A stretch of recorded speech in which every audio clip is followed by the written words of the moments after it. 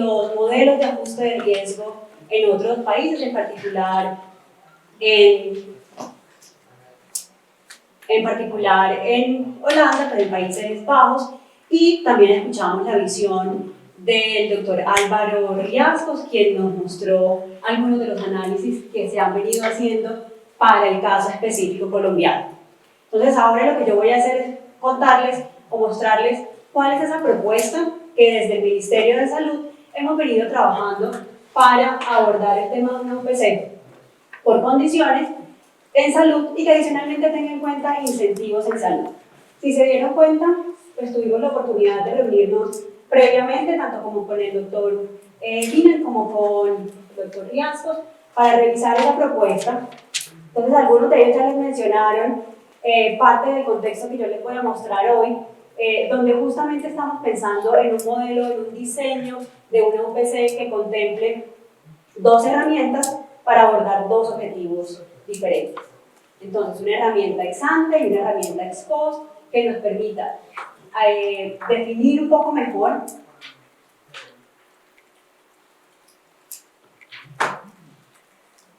ya me presenté, creo que ya me presentaron.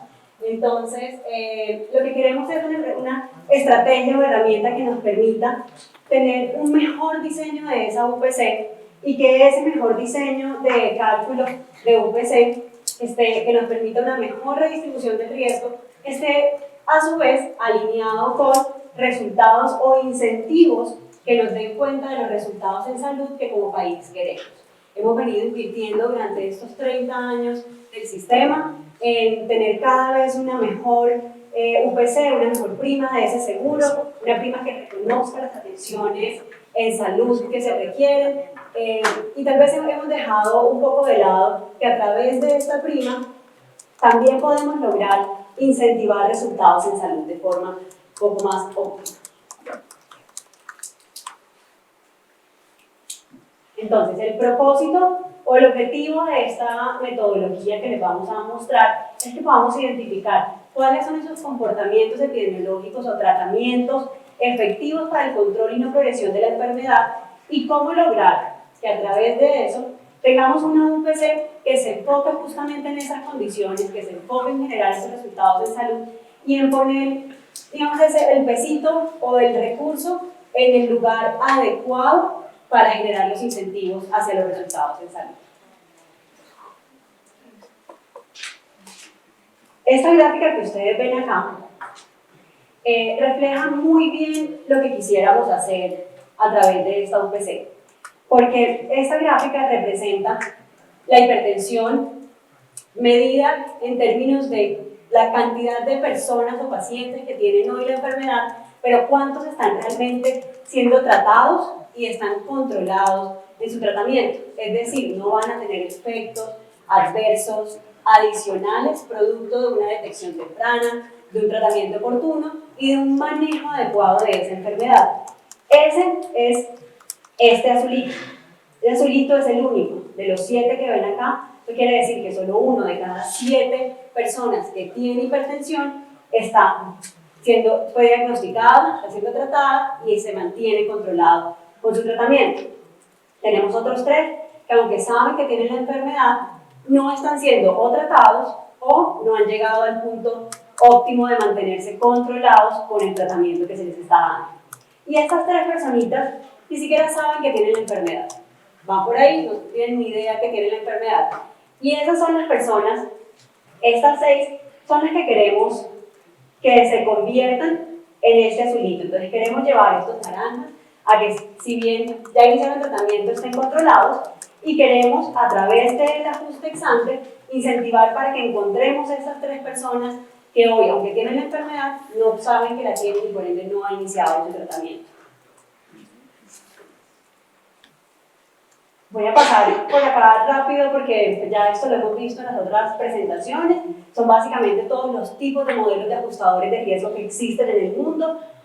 En Colombia, de estos, como ustedes saben, tenemos de los demográficos, oferta, uno podría decir que está reflejado a través de la UPC por territorios, ingresos o educación implícito entre la diferenciación entre regímenes, etnia sobre todo se refleja en la UPC diferencial para EPS indígenas y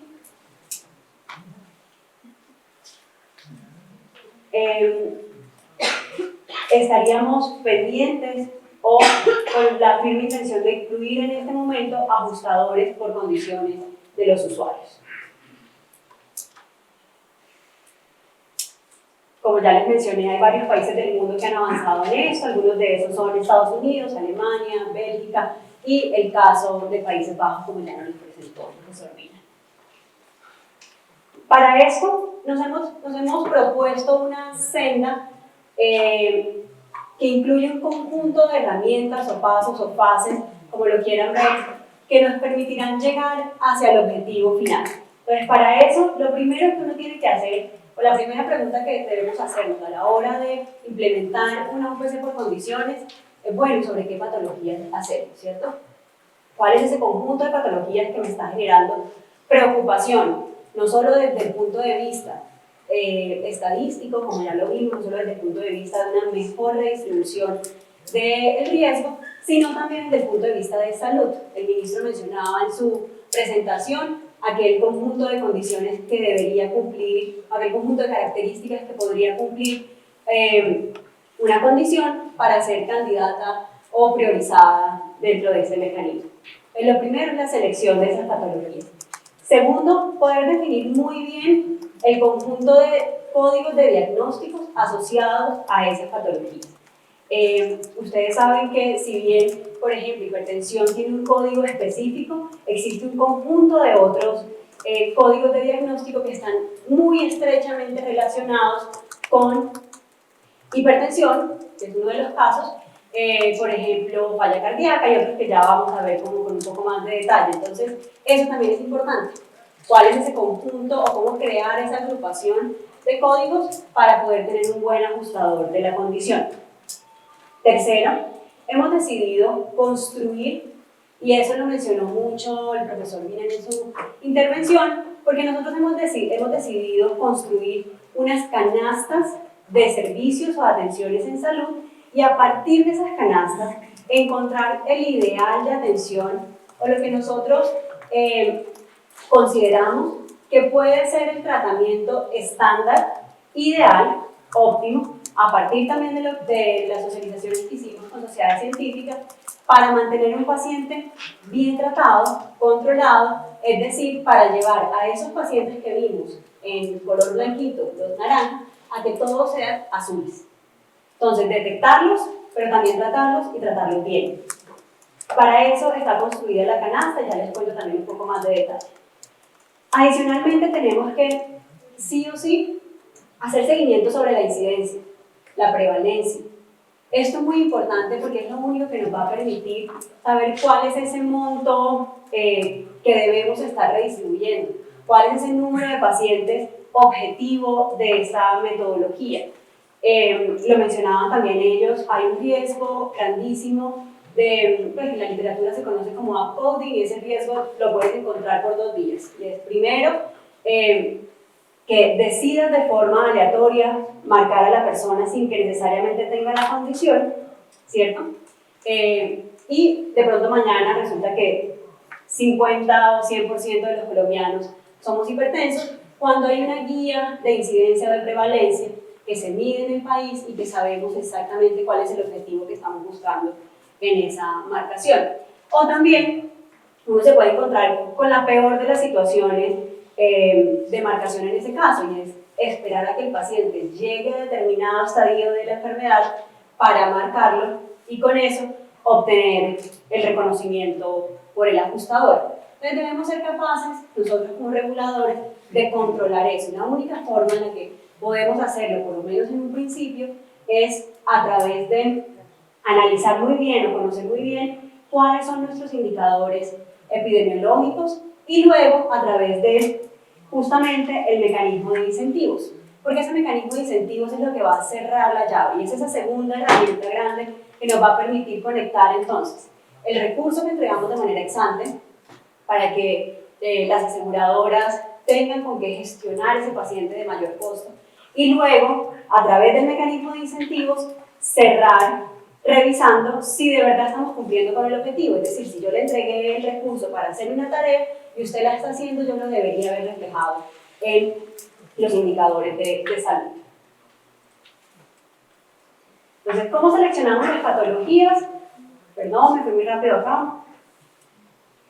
¿Cómo seleccionamos esta patología? Básicamente hicimos un análisis. Esa es información que tiene publicada el Instituto de Health en la Universidad de Washington para Colombia, y es la causa de muerte para pacientes entre 50 y 60 años por cada una de las condiciones. Y lo que vemos es, de manera muy marcada, patologías cardiovasculares, patologías oncológicas, metabólicas, renal, y eso ya le va dando a uno una idea de hacia dónde deberíamos movernos en la selección de las condiciones.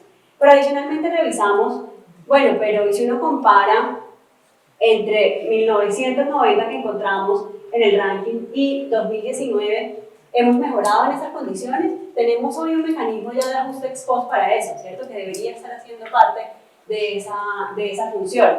Y lo que estamos encontrando es que, lamentablemente, hemos empeorado en estas condiciones. De manera muy preocupante, por ejemplo, miren, puesto número 24 en 1990, enfermedad renal producto de una diabetes o como un desenlace de diabetes tipo 2, esa pasó de estar en el puesto 24 hasta en el puesto 18. Va aumentando en el número, en ser el mayor causante de muertes en el país. Entonces, de aquí que hayamos decidido iniciar esta propuesta de implementación con 3 patologías importantes, que serían diabetes, hipertensión y enfermedad renal crónica. Digamos, diabetes y hipertensión como precursoras de la enfermedad renal, sobre todo por la carga de enfermedad, lo que está generando hoy en la calidad de vida de los colombianos, estas 3 condiciones, y porque, sumado a esto, son tal vez las 3 condiciones sobre las cuales tenemos mayor desarrollo en términos de información y bases de datos, que también lo mencionaba el profesor Álvaro, que es muy importante para este tipo de ajustes.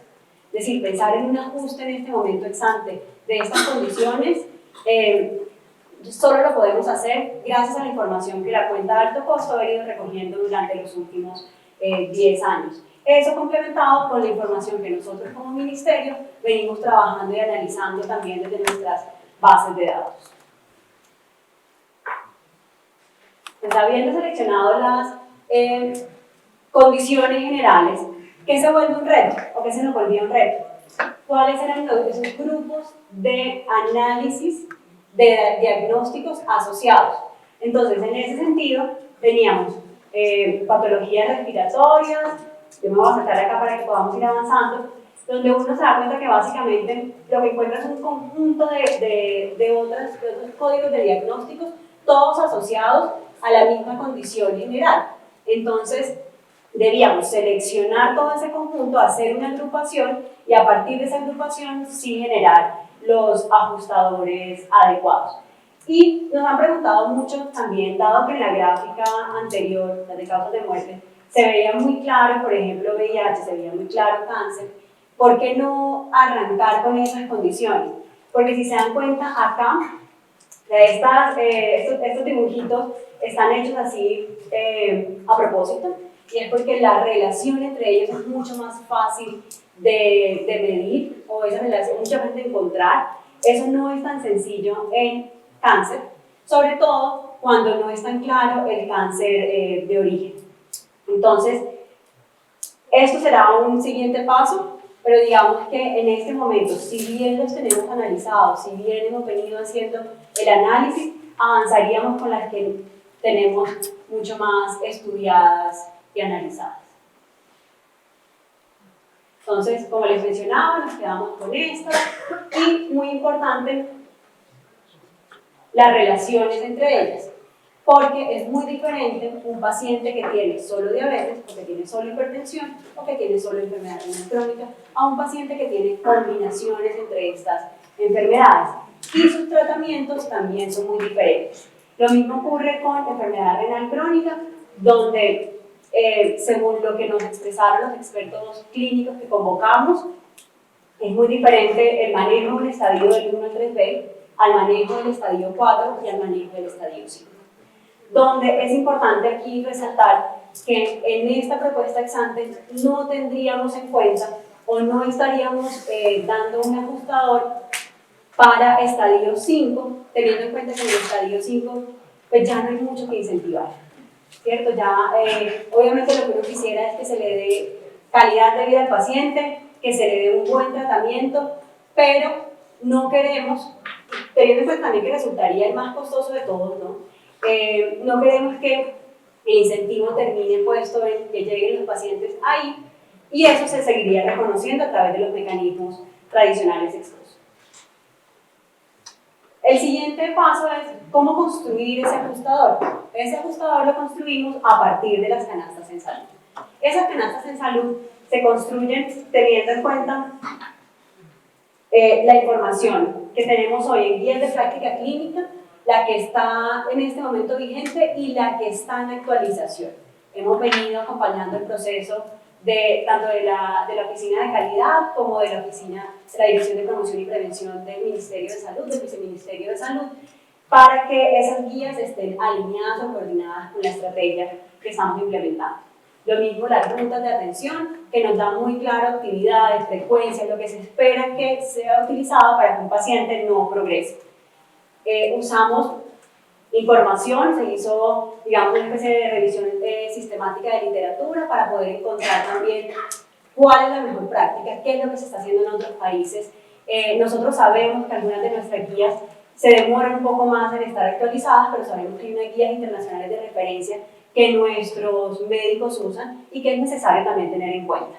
Usamos, por supuesto, la información que nosotros como ministerio tenemos para poder también determinar a partir del uso farmacológico que se evidencia en esa información cuál sería la mejor construcción de esa canasta y los costos asociados a esa canasta. Todo esto lo hicimos de la mano o validado por un conjunto de expertos clínicos, sociedades científicas de medicina interna, sociedad de nefrología, que fueron muy importantes para nosotros porque sabemos que son ellos quienes se enfrentan al tratamiento en el día a día con el paciente, quienes saben cómo estandarizar esos tratamientos y quienes saben qué es lo que de forma un poco más generalizada les sirve a sus pacientes para no progresar en la enfermedad.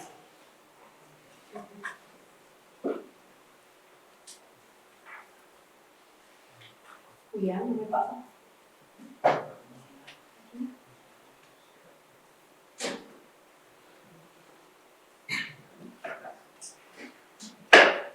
¿Qué contienen esas canastas? De forma generalizada, esas canastas tienen todo el conjunto de medicamentos disponible hoy en el país con una especie de posicionamiento terapéutico dependiendo de la frecuencia de uso esperada de cada uno de esos medicamentos. Lo mismo ocurre con consultas o procedimientos en general, donde lo que nos estamos asegurando de que se cuente dentro de esa canasta, se esté recogiendo el costo del número de consultas y del tipo de consultas por especialista ideal para esos tratamientos. Y pues, por supuesto, todos los paraclínicos y demás para mantener controlado al paciente. Y un componente muy importante que es el componente de educación. Ustedes sabrán que en estas tres condiciones, sobre todo en las precursoras, es clave tener en cuenta factores de educación porque gran parte del desenlace en la enfermedad depende de qué tan empoderado está el paciente, el médico, de su tratamiento. Entonces, en términos prácticos, lo que haríamos es, tenemos hoy estos ajustadores que ustedes ya conocen y se estarían agregando estos otros ajustadores. Y aquí es importante algo, si se dan cuenta, antes habíamos hablado de 11 canastas, aunque se construyeron 11, solamente se tendrán en cuenta para los ajustadores 10. No vamos a tener en cuenta hipertensión solito en un primer momento, sobre todo porque justamente es una de esas condiciones que es difícil controlar desde el punto de vista de riesgo de ARCOVID que yo les mencionaba hace un momento. No existe como un estándar, por ejemplo, en diabetes puedes tomar una muestra y es bastante objetivo el seguimiento. En hipertensión es un poco más complicado lograr esa objetividad o al menos lograr que nosotros como ministerio podamos hacer un seguimiento a tiempo de eso. Eso no quiere decir que no se vaya a tener en cuenta dentro del mecanismo, se tendrá en cuenta, pero de manera ex post. Ya les voy a mostrar. En términos, yo sé que la gráfica es curiosa, pero básicamente lo que queríamos mostrar acá es que si antes el gasto estaba explicado, sobre todo por edad, sexo y zona geográfica, ahora parte de ese gasto entraría a estar explicado por esas condiciones. Entonces, para hacer un poco más ilustrativo, acá algunos ejemplos. Estos son los ponderadores en régimen contributivo que tenemos hoy. Primero, si se dan cuenta, hasta los 18 años no estaríamos proponiendo ajuste por condiciones. Es bastante atípico o raro encontrarse estas condiciones en pacientes menores de 18 años. Entonces, lo haríamos de 19 años en adelante. Y en efectos prácticos, para aquí el ejemplo tal vez más claro es este de 75 años y mayores. Entonces, la edad y el sexo hoy explican 3.91% UPC. Cuando agregamos condiciones, la edad y el sexo entran a explicar una porción menor de ese gasto. Y realmente lo que explica cuánto del gasto adicional o en estos grupos está asociado a estas condiciones son estos nuevos ajustadores. Que si se dan cuenta son los mismos, porque el tratamiento debería ser el mismo independientemente de las edades, o por lo menos la canasta como se construyó, pero el peso de estas condiciones en los grupos de edades es más grande, como se espera en las edades mayores. En esta población seguro está el mayor número de pacientes con estas condiciones, que por ejemplo acá, miren que de 19 a 44 años solo pasa de 0,57 a 0,56, mientras 75 o más, de 3,91 a 2,78, y el resto entra a estar explicado por las condiciones. Es decir, a la hora de liquidar la UPC, le pregunto por estas condiciones y le doy esos factores adicionales. Ese es el ejemplo del contributivo. Un ejemplo del subsidiado, ahí no están todas.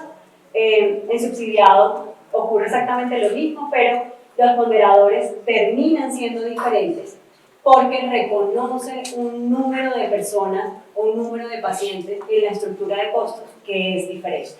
Entonces miren que acá, por ejemplo, pasa de 365 a 306. Y los ajustadores, cada uno de los ponderadores por edad es un poco más alto en subsidiado que en contributivo.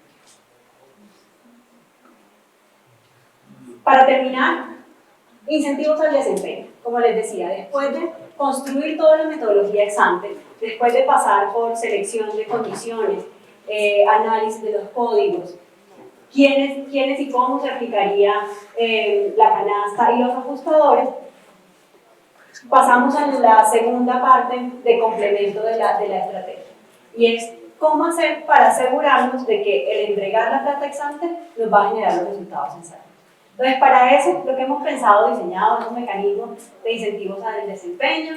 Este mecanismo lo que busca tener es que, dado que ya tenemos un ajustador por morbilidad, en la mitad exista o se dé la gestión integral del riesgo, y poder enlazar eso o medir eso a través de incentivos al desempeño.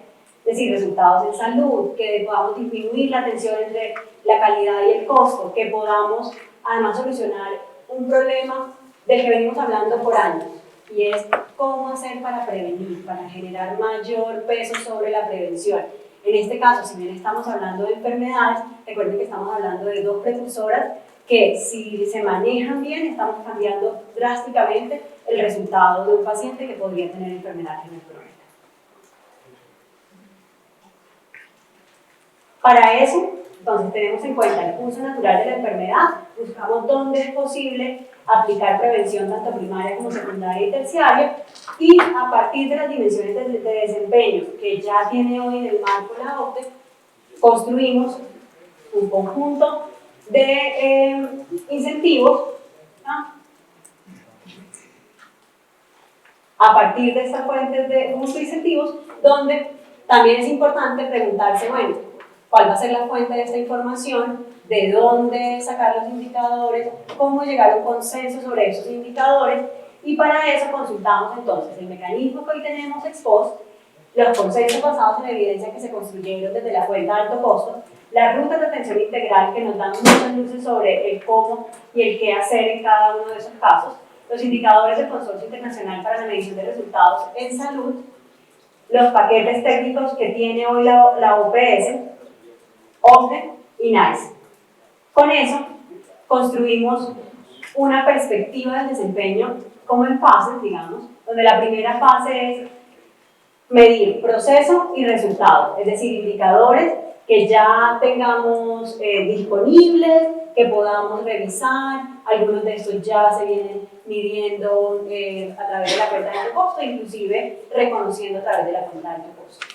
Luego agregar calidad y efectividad comparativa para por último poder pasar a medir resultados o valores en salud. Apenas estoy pasando rápido por esto, si quieren más adelante podemos ir en detalle sobre alguno de ellos. Con eso, construir entonces un índice de desempeño que tenga en cuenta calidad de acceso, resultados de salud y calidad de la información, que como ya lo hemos mencionado y lo mencionaron también los dos profesores, va a ser importante y clave en esta implementación. Entonces, dentro de los componentes de calidad de acceso, hemos pensado en indicadores de este estilo: tamizaje, riesgo cardiovascular, captación de personas con hipertensión, y aquí iría involucrado la hipertensión. Tercero, incidencia en enfermedad renal de 1 a 4, porque recuerden que si bien lo estamos reconociendo ex ante, no quisiéramos que los pacientes nos pasen fácilmente de precursoras a estadios de 1 a 4 y mucho menos a estadio 5. Que estadio 5, como se seguiría reconociendo a través de la cuenta de alto costo, entonces quedaría acá en todo el paquete de control de la enfermedad. También muy importante los resultados en salud, donde básicamente lo que se quiere es medir la no progresión y que tengamos unas bajas tasas de mortalidad y de morbilidad. Y el mecanismo de entrada es tener muy buena información. Entonces esto lo vamos a hacer con... bueno, la idea acá es poder hacer, como les mencionaba, una partecita ex ante y una parte ex post.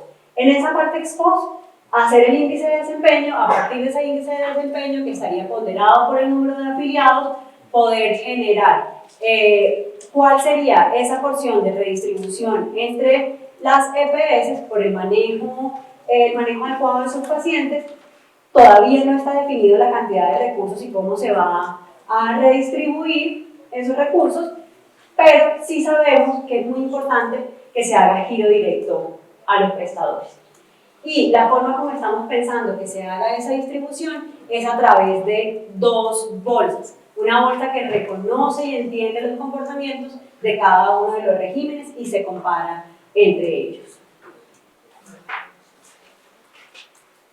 Importantísimo, y ya con esta cierro, solamente para decir, es clave que los prestadores estén involucrados en este mecanismo de desempeño, por eso hemos pensado en que sea giro directo, porque son ellos quienes nos pueden garantizar de cara al paciente la detección oportuna, el seguimiento de la adherencia, la no progresión de la enfermedad, mejorar la experiencia y el empoderamiento del usuario respecto a su tratamiento y por ende lograr los resultados en salud que estamos esperando.